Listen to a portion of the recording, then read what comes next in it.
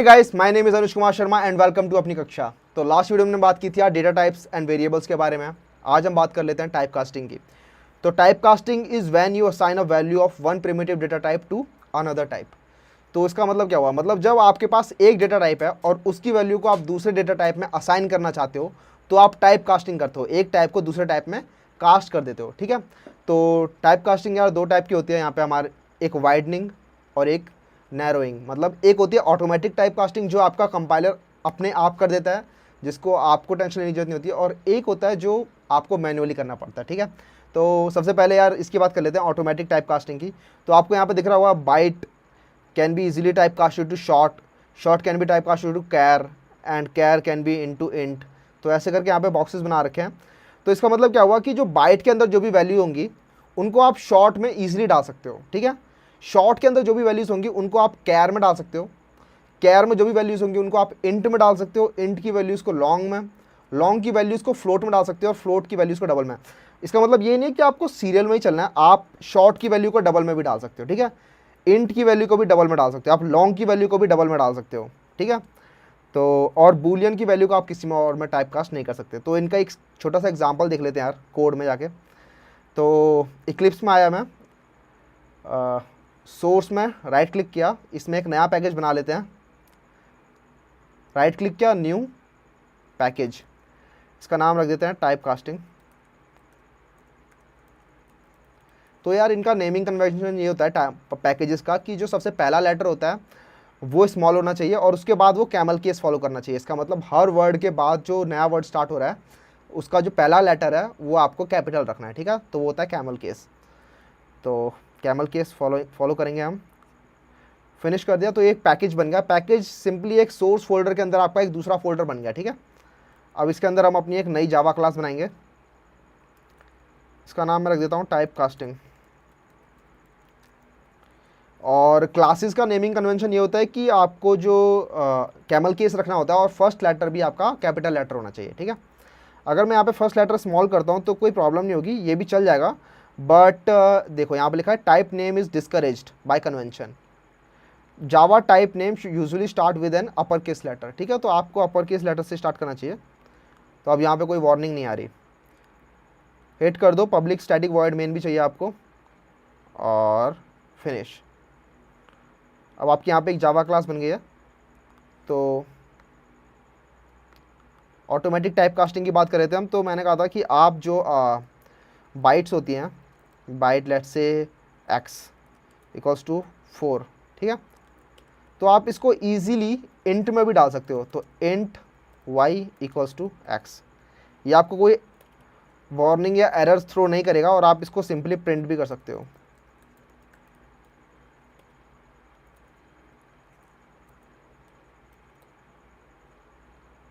ठीक है, आप इसे प्रिंट करोगे और रन करोगे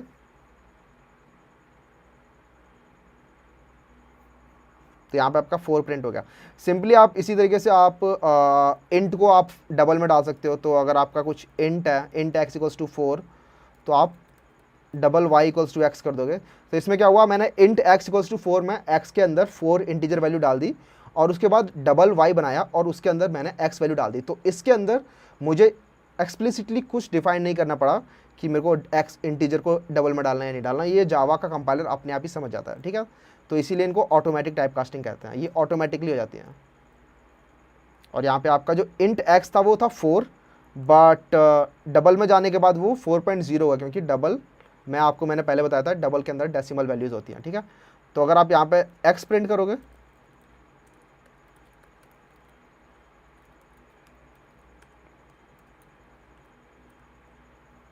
अगर यहाँ पे आप x प्रिंट करोगे तो x आपका 4 प्रिंट होगा बट y आपका 4.0 प्रिंट होगा। ठीक है, ठीक है, तो ये तो बात हो गई यार आपकी ऑटोमेटिक टाइप कास्टिंग की। ठीक है, तो अब मैनुअल टाइप कास्टिंग की बात कर लेते हैं। तो मैनुअल टाइप कास्टिंग में क्या होता है कि जब आप इसके ऑपोजिट सीक्वेंस में जा रहे होते हो, मतलब आप डबल को लॉन्ग में या इंट लॉन्ग को इंट में चेंज कर रहे हो या फ्लोट को इंट में चेंज कर रहे हो, मतलब इस सीक्वेंस के ऑपोजिट जा रहे होते हो, तब आपको मैनुअल टाइप कास्टिंग करनी पड़ती है। मतलब आपको एक्सप्लिसिटली कंप्यूटर को बताना पड़ता है कि मैं ऐसे चेंज करना चाहता हूँ, कंप्यूटर नहीं करेगा ऐसे वो चेंज, तो आपको खुद बताना पड़ता है। तो मैनुअल टाइप कास्टिंग कर लेते हैं यार।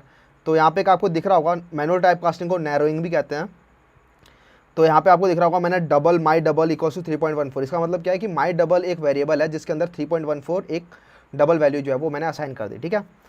अब क्या किया कि अब मैं माई इंट नाम का वेरिएबल बना रहा हूँ जो कि इन टाइप का है। अब इन टाइप के अंदर आप डबल टाइप की वैल्यू स्टोर करना चाहते हो, तो इसके लिए आपको क्या करोगे, आपको एक्सप्लिसिटली बताना पड़ेगा कंप्यूटर को कि आप कैसे आप टाइप कास्टिंग कर रहे हो, ठीक है। कंप्यूटर को अगर आप डायरेक्टली बोलोगे कि इंट के अंदर डबल वैल्यू डाल लो तो वो नहीं डालेगा, ठीक है। आपको कंपाइलर को बताना पड़ेगा कि आपको इसे इंट में टाइप कास्ट करना है और उसे फिर वो इंट में असाइन करना है, ठीक है। तो इसका एक एग्जाम्पल देख लेते हैं जल्दी से। तो इस एग्जाम्पल को मैं कमेंट कर देता हूँ। तो कमेंट करने के लिए कमांड और स्लैश, तो इससे आपकी मल्टीपल लाइंस कमेंट हो जाती हैं, ठीक है। उसके बाद मैंने क्या किया, double, let's say my double नाम का एक वेरिएबल बनाया और उसके अंदर मैंने वैल्यू डाल दी कुछ भी 2.82 समथिंग, ठीक है। अब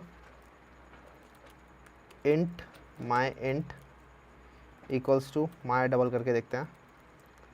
तो आपको यहाँ पे कंपाइलेशन एरर शो कर रहा है, आपको यहाँ दिख रहा होगा, यहाँ पर रेड लाइन्स आ रही हैं और यहाँ पर एक क्रॉस करके भी कुछ आ रहा है और ये कह रहा है type mismatch can not convert from double two int, ठीक है। तो ये can not convert double two int, ये कंपाइलर आपको कर ही नहीं सकता। तो आपको खुद बताना पड़ेगा कि भाई इसके अंदर 2.84762 वैल्यू थी, मुझे ये सब नहीं चाहिए, मुझे सिर्फ 2 वैल्यू चाहिए, मुझे सिर्फ इसका इंटीजर पार्ट चाहिए, ठीक है। तो आप क्या करोगे, आप इसका आगे से बता दो कि भाई इसको इंट में कर दो कन्वर्ट, तो ये आपको इंट में कन्वर्ट करके दे देगा और इसे इंट में वापस स्टोर कर लेगा, ठीक है। तो आप यहाँ पे प्रिंट करके देखोगे,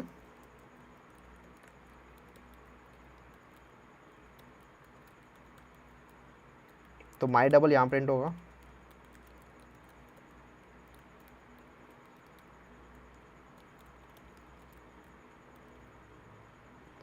तो प्रिंट एलन, ठीक है। तो यहाँ पे आपकी डबल वैल्यू प्रिंट होनी चाहिए और यहाँ पे आपकी इंट वैल्यू प्रिंट होनी चाहिए। इसे रन करके देख लेते हैं, ठीक है ठीक है ठीक है ठीक है। तो ये रन हो गया, आपको यहाँ प्रिंट हो रहा है 2.8462 आपकी डबल वैल्यू और उसके बाद इसकी इंट वैल्यू। इसे हमने जब रन किया तो आप यहाँ देख रहे हो कि जो माई डबल वैल्यू है जिसके अंदर मैं 2.862 प्रिंट किया था वो आपका 2.8462 ही प्रिंट हो रहा है, बट जब आपने उसे इंट में डाला तो उसकी इंट वैल्यू जो कि 2 है वो प्रिंट हो रही है। तो यहाँ पे 2 ही क्यों प्रिंट हुआ, ठीक है, 3 क्यों नहीं प्रिंट हुआ। तो जावा में क्या होता है यार, जब आप ऐसे टाइप कास्ट कर रहे होते हो तो आपकी सीलिंग की वैल्यू आपकी फ्लोर वैल्यू प्रिंट हो रही होती है, ठीक है। तो आपका ऐसा सिस्टम होता है यार, जैसे कि मान लो आपका ये फ्लोर है, ये आपकी सीलिंग है, ठीक है। तो अगर बीच में कोई वैल्यू है तो वो आपकी फ्लोर वैल्यू होगी, जैसे कि यहाँ पर क्या है 2 आपका फ्लोर है, 3 आपकी सीलिंग है और जो वैल्यू बीच में है वो है 2.8, तो इसकी फ्लोर वैल्यू मतलब 2 ये प्रिंट होगी यहाँ पे, ठीक है। तो आपका जो ग्रेटेस्ट इंटीजर फंक्शन होता है वो भी सेम होता है यार, 2 से 3 के बीच में जब कोई वैल्यू होगी तो वो 2 आउटपुट देता है ग्रेटेस्ट इंटीजर फंक्शन। तो सेम टू सेम यहाँ पे भी वही केस है, आपका जो इंट में प्रिंट होगा वो आपका फ्लोर वैल्यू प्रिंट होगा, ठीक है। तो आपका यहाँ पर 2.8462 था तो 2 प्रिंट हुआ, अगर यहाँ पे 1.5 होता तो 1 प्रिंट होता, 0.8 होता तो 0 प्रिंट होता, ठीक है। तो आपकी हमेशा फ्लोर वैल्यू असाइन होती है। तो ये आपकी टाइप कास्टिंग थी यार, 2 टाइप की टाइप कास्टिंग हमने डिस्कस कर ली, एक ऑटोमेटिक और एक मैनुअल, ठीक है। बहुत छोटा सा टॉपिक था। अब नेक्स्ट टॉपिक पे मूव कर जाते हैं जिसका नाम है टेकिंग यूज़र इनपुट। तो अभी तक हमने जितने भी प्रोग्राम्स लिखे हैं यार उनमें हमने बार बार असाइन ही किया, ठीक है, हमेशा इनिशियलाइज कर देते हैं हम जैसे इंट x इक्वल टू 5, ठीक है। तो हमने 5 जो वैल्यू है वो हमने खुद दिए कंप्यूटर को, ठीक है, हमने यूज़र से नहीं मांगी वो वैल्यू।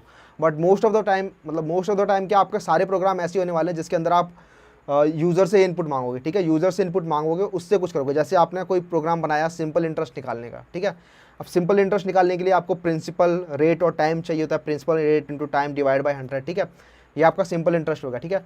बट आपका सिंपल इंटरेस्ट के अंदर आपने प्रिंसिपल की वैल्यू और रेट की वैल्यू और टाइम की वैल्यू खुद असाइन कर दी कंप्यूटर के अंदर, तो उसमें तो मज़ा नहीं आएगा ना। आप कोई ऐसा प्रोग्राम चाहते हो जिसके अंदर आप बार बार वैल्यू डाल सको और बार बार अलग अलग आउटपुट आपको मिल सकें।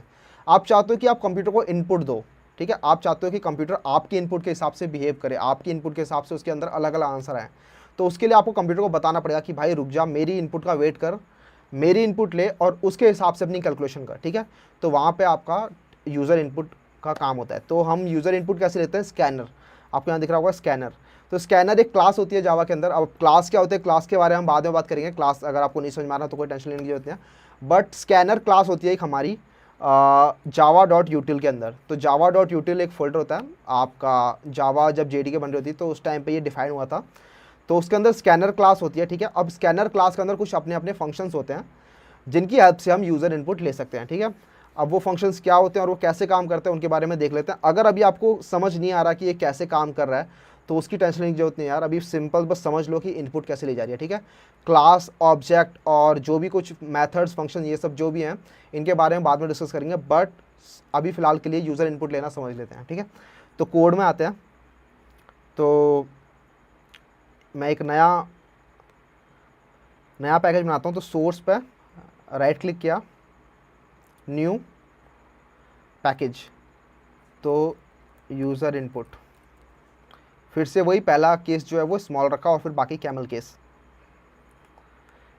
इस यूज़र इनपुट के अंदर मैं एक क्लास बना ले, जावा क्लास, इसका नाम रख देता हूँ मैं स्कैनर यूज़र इनपुट, ठीक है। इसके अंदर हमें मेन फंक्शन भी चाहिए तो हम इस चेक बॉक्स को क्लिक कर देंगे, ठीक है। तो ये क्लास बनके तैयार है। अब यूज़र इनपुट लेने के लिए क्या क्या तरीके हैं यार, तो सबसे पहले तो आपको ये लाइन इंपोर्ट करानी पड़ेगी, इंपोर्ट java.util.scanner। तो हम ये इंपोर्ट करा लेते हैं यार, इंपोर्ट java.util.scanner, ठीक है। इससे क्या हुआ, स्कैनर क्लास जो जावा के अंदर कहीं ना कहीं होगी, इस फोल्डर में होगी java.util.scanner के अंदर, वो आपकी इस फाइल में इंपोर्ट हो चुकी है अब, ठीक है। इस फाइल में इंपोर्ट हो चुकी है, इसका मतलब यह है कि वो फाइल जो कहीं और थी अब उसका आप यूज़ इस फाइल में कर सकते हो, ठीक है। स्कैनर क्लास के अंदर जितने भी फंक्शंस थे, स्कैनर क्लास के अंदर जो भी फंक्शनैलिटीज़ थी, वो अब आप उनका फ़ायदा अपनी इस फाइल में उठा सकते हो, ठीक है। तो जावा में इस टाइप की काफ़ी सारी फाइल्स होती हैं जो आपको खुद से नहीं लिखनी होती, जावा वालों ने पहले से लिखी होती है और आप उनको यूज़ कर सकते हो, ठीक है। तो जैसे अगर आपको देखना है कि स्कैनर में होता क्या, तो आप चाहो तो कमांड पे क्लिक करके इसके ऊपर क्लिक कर सकते हो और आप देख सकते हो पूरी इंप्लीमेंटेशन इसकी, ठीक है। तो स्कैनर डॉट क्लास करके एक ये क्लास बनी हुई है बड़ी सी, और इसके अंदर जितने भी फंक्शंस हैं वो सारे हम अभी यूज़ करके देखेंगे। तो ये काफ़ी बड़ी क्लास है, ये जावा में पहले से बनी हुई है,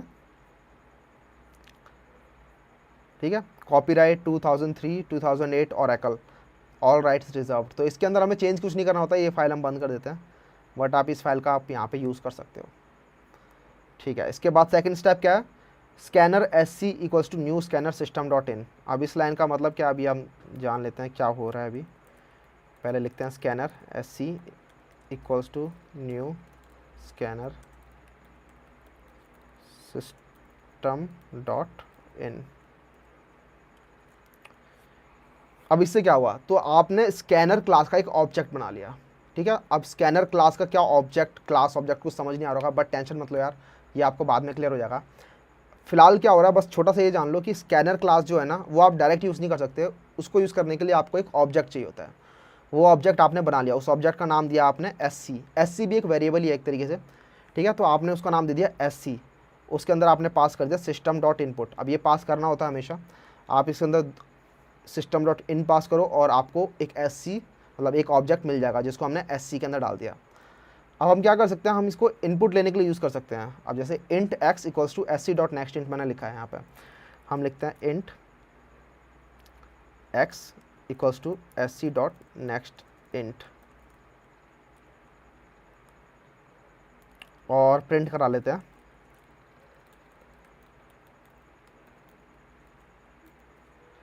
इस प्रोग्राम को रन करते हैं, फिर बताते हैं क्या हो रहा है इसके अंदर। तो मैंने प्रोग्राम रन किया और आप यहाँ देखोगे यहाँ कुछ प्रिंट नहीं हुआ, बट ये प्रोग्राम अभी एग्जीक्यूट भी नहीं हुआ, अभी पूरा ख़त्म नहीं हुआ। ये देख रहे हो यहाँ पे ये रेड साइन आ रहा है, टर्मिनेट करने के लिए कह रहा है, बट अब ये प्रोग्राम टर्मिनेट नहीं हुआ। प्रोग्राम क्या हुआ, प्रोग्राम इस लाइन पे आया 10th लाइन पे और यहाँ पे रुक गया। ये अब आपका वेट कर रहा है कि आप इसके अंदर कुछ इनपुट दो, आप इसके अंदर कुछ इनपुट दो और वो उसको x में असाइन कर देगा और उसके बाद वो आगे की लाइनें एग्जीक्यूट्स होंगी, ठीक है।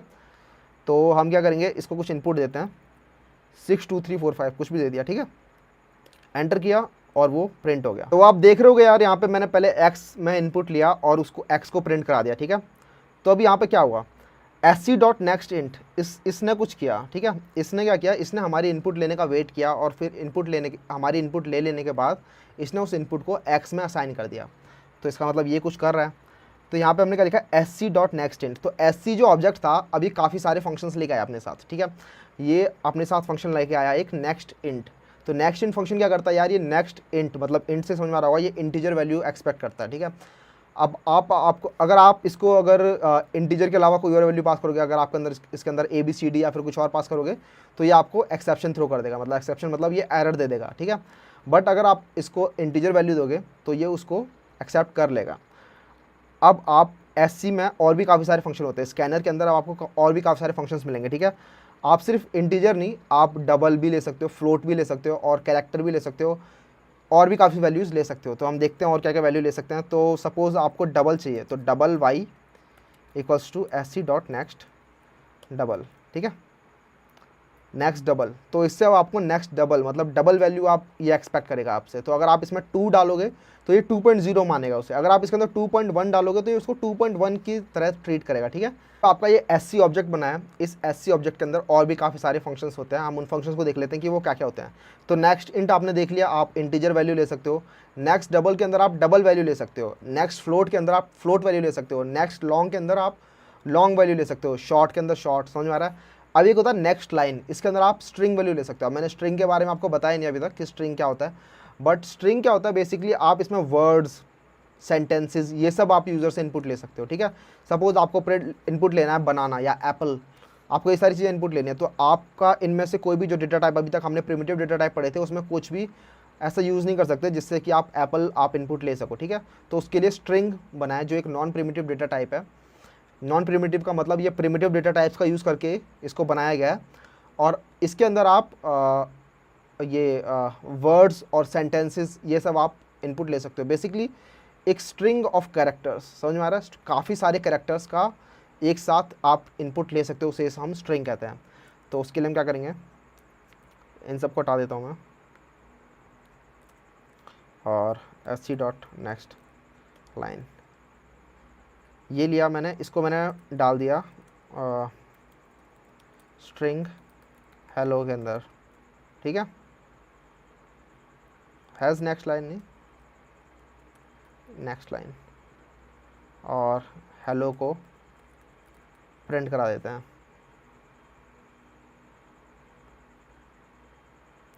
तो आपका प्रोग्राम फिर से हॉल्ट हो गया वहाँ पे। अब ये चाहता है आप इसको एक नेक्स्ट लाइन दो, मतलब कुछ दो इसे। तो इसके अंदर आप कुछ भी डाल सकते हो, कैरेक्टर डाल सकते हो, इंटीजर डाल सकते हो, उसको फ़र्क नहीं पड़ेगा। तो मैं लिखता हूँ हेलो माय नेम इज़ अनुज, तो वो आपको प्रिंट होकर दे दिया, ठीक है। तो उसके लिए एक छोटा सा प्रोग्राम बना लेते हैं, सिंपल इंटरेस्ट निकालने वाला। तो सबसे पहले तो क्या करते हैं, ये सब उड़ा देता हूँ मैं। तो एकदम बेसिक से स्टार्ट करते हैं।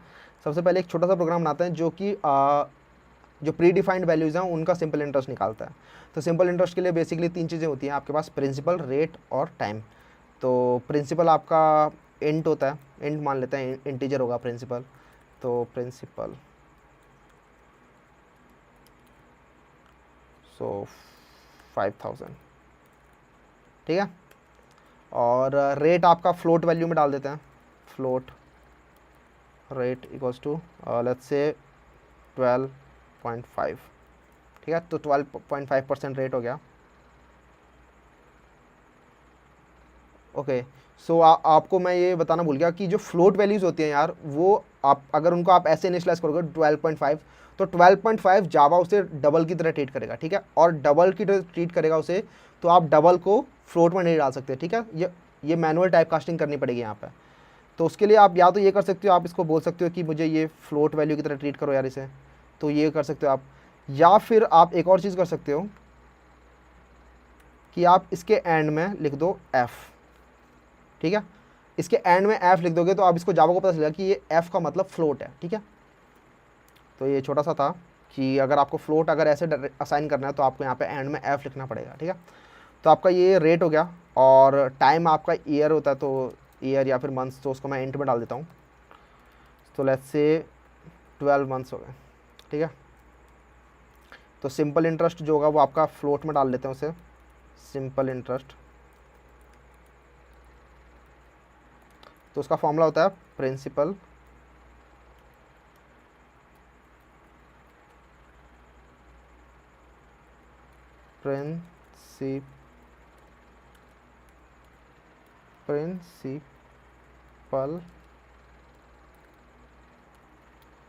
Principal into rate into time divide by 100, ठीक है।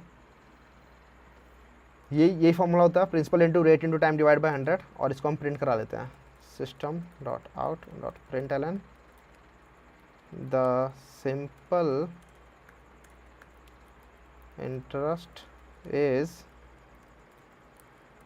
सिंपल इंटरेस्ट, ठीक है। इसको रन करते हैं और सिंपल इंटरेस्ट आपका यहाँ पे आ गया 7500। तो आप अब खुद से भी निकाल के दे सकते हो, आप इस फॉर्मूले को यूज़ करोगे तो यही प्रिंट होकर आने वाला है आपका 7500, ठीक है। तो अब ये हो गया। अब आप इसके अंदर अगर आपको अब कोई और ग्राहक आया बोल रहा कि अब मुझे अब दूसरा सिंपल इंटरेस्ट निकाल के दो, ठीक है, तो आप यहाँ पे वैल्यूज़ आप खुद से असाइन करोगे फिर दोबारा निकालोगे, इसमें मज़ा नहीं आएगा। आप चाहते हो कि हर यूज़र की इनपुट के हिसाब से प्रोग्राम अपने आप रन होता रहे, ठीक है। तो उसके लिए हम क्या करेंगे, यूज़र इनपुट लेके देखते हैं। तो यूज़र इनपुट के लिए दोबारा से वही चीज़, सबसे पहले इंपोर्ट करा लिया java.util.scanner। अब स्कैनर इंपोर्ट कराने के बाद हम स्कैनर का एक ऑब्जेक्ट बना के यूज़ कर सकते हैं। तो scanner sc equals to new scanner system dot in, ठीक है। तो आपका sc एक ऑब्जेक्ट बन गया। अब आप इस sc को यहाँ यूज़ कर सकते हो, sc dot next int, sc dot next float और sc डॉट नेक्स्ट इंट, ठीक है। और उसके बाद आप यहाँ पे फ्लोट कैलकुलेट करोगे और फ्लोट प्रिंट उसका सिंपल इंटरेस्ट कैलकुलेट करोगे और सिंपल इंटरेस्ट इसके बाद आप सिंपल इंटरेस्ट कैलकुलेट करोगे और सिंपल इंटरेस्ट यहाँ पे प्रिंट हो जाएगा। प्रोग्राम रन करके देखते हैं। तो सबसे पहले इसके अंदर प्रिंसिपल मांग रहा है, तो प्रिंसिपल हम दे देते हैं इसको, लेट्स से इस बार 2000।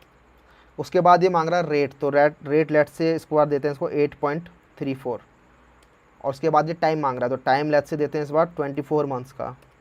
तो द सिंपल इंटरेस्ट इज़ 4003.2, ठीक है। तो आपको यहाँ पे आपने ये प्रोग्राम बनाया जिसमें आप यूज़र इनपुट ले रहे हो, ठीक है। तो आप और मल्टीपल प्रोग्राम बना सकते हो और जिसके अंदर आप यूज़र इनपुट लेके कुछ काम कर रहे हो, ठीक है। तो आपको यूज़र इनपुट लेना सिखा दिया इस वीडियो में, ठीक है यार। इस वीडियो में हमने बात की कि कैसे यूज़र इनपुट लेते हैं और टाइप कास्टिंग की बात की। अगर आपको इसमें कोई डाउट है इतने में तो आप कमेंट सेक्शन में पूछ सकते हो। और नेक्स्ट वीडियो में बात करने वाले ऑपरेटर्स के बारे में कि ऑपरेटर्स कैसे यूज़ होते हैं जावा के अंदर। तब तक के लिए यार keep coding, keep smiling, bye.